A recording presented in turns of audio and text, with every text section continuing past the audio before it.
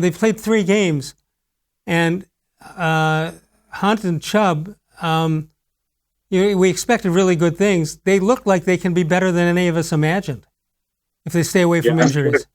They're the best, obviously, I think, and somebody could correct me who watches maybe the NFC more closely than I do, but I think they're the best running back tandem in the league right now. And we'll see where it takes them. And both guys seem to be cut of the mold that they're not going to start complaining or worrying about who's getting the carries and who isn't. Yeah, the tandem backfield that they have for the most part is pretty interesting, because I made a statement last week, and I don't think this was by design, because there's so many years have passed since what I'm about to say. But when the Browns have had their great running games, it's almost always been 2 guys, whether it was Jim Brown and Bobby Mitchell, or Jim Brown with Ernie Green. Then you go to the Pruitts. Then you continue on, and you've got other people, but it's 2 at a time. And Mack and Biner's a good example. So maybe that says more about the game of football than it says about the Browns and who they pick and who they sign.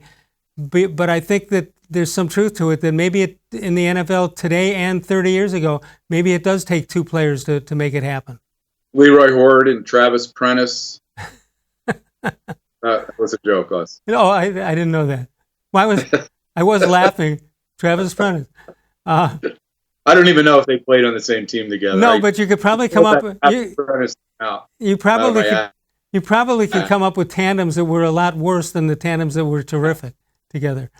But who knows? But maybe that's a trend that everybody will follow. Nick Chubb earns his 2nd straight Ground Player of the Week nomination, and it's sort of universal. You don't hear the national guys do anything but be positive about him. Week 1 versus the Ravens, 10 carries, 60 yards.